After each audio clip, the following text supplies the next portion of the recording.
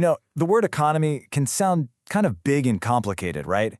But it's not some far-off machine running in the background. It's happening all around you, right now. It's the system you're part of every single day.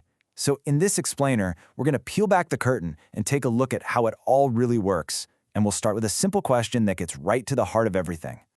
So, I want you to really think about this for a second. What on earth could the shirt you're wearing have in common with the person who delivers your mail? I mean, really think about it. It sounds like a riddle, but the answer, well, it's the key that unlocks this whole thing. And that key, it's all about these two fundamental building blocks of our entire economy. You've got the stuff you can buy, and then you've got the things people do. Okay, let's break it down. On one side, we have what we call goods.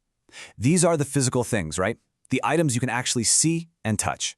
And on the other side, we have services. These are things people do for us, actions that help us out. We pay for them, but we can't exactly hold them in our hands. One is something you own, the other is something you experience. And this really makes it clear. Remember that shirt we talked about? That's a classic good. You can touch it, you own it. But then look at the doctor with the patient. That's a service. It's an action, a skill being performed for you. It's an object versus an activity. And believe it or not, our entire modern economy is basically built on the dance between these two. But wait, it gets even more interesting, because we can actually split services into two different types. First, you have private services. Think about hiring a mechanic to fix your car. You pay them directly for their work. But then you have public services. These are things like the police, or even just the streetlights outside. We all chip in for those through our taxes. All right, so we've got the what down, goods and services. Now let's talk about the who. In this whole economic picture, there are really two main players, the folks who make things and the folks who buy them. First up, let's talk about the producer. You can think of them as the engines of the whole system. These are the people and the companies that take resources and turn them into the goods and services that we all use. Every single thing you buy starts with a producer. And then, on the flip side of that coin, you've got the consumer. And guess what? That's you, that's me, that's all of us. Every single time we buy something or pay for a service.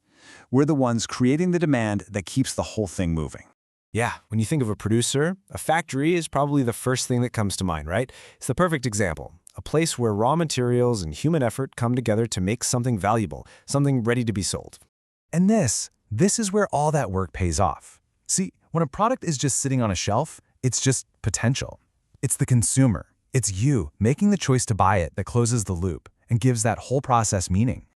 So the big takeaway here is that this isn't just a one-way street. It's more like a relationship. Producers, they want to make a profit, of course, and they do that by offering things that consumers find valuable. It's this back and forth, this dynamic cycle that literally powers everything. Okay, but this whole powerful cycle we're talking about, it's not some abstract thing happening way out there. It actually runs directly through you.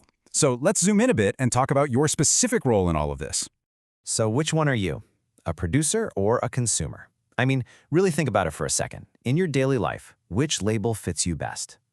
Well, here's the twist. The answer is you're both. For pretty much every single one of us, it's not an either-or question. You're actually both, and you probably switch between those roles all the time without even thinking about it. It's all part of what we can call the household cycle, and it's super simple. Check it out. When people in a household go to work, they're acting as producers, right? They're selling their labor, their skills, their time, and what do they get in return? Money. Then they take that money and use it to buy stuff, groceries, clothes, services, and boom. In that moment, they've become consumers. It's this constant flow back and forth every single day. But the story doesn't actually stop there. It doesn't end the moment you walk out of the store with something new. There's a whole other part to the journey of the things we own. So, what happens to something after you're done with it? It's a simple question, but we don't always stop to think about it. You know, that empty plastic container, that old book, the box your new shoes came in? Where does it go? What happens next? Well, it turns out you basically have three choices. First, you can reuse it, use a plastic container again for leftovers. Second, you can recycle it, where something like old paper gets turned into new cardboard. And the third choice is just to dispose of it, which is definitely the least useful option of the three. And here's a really key point. Of these three options, reusing something is by far the most environmentally friendly. And why is that? Well, it's because it takes almost no new energy or resources to just use something again. Recycling is that awesome next best thing. It's this incredible process where we can grab old materials like paper and plastic before they end up as trash and turn them into something completely new. It's a really crucial part of making this whole economic cycle a lot smarter. So let's bring it all back home. Right now, just look around you and pick an object. It could be a pan, your phone, anything. And just for a second, think about its journey. Who made it? How did it get to you? And now that you know what comes next, what's its future going to be? See, the everyday economy, it's really in your hands.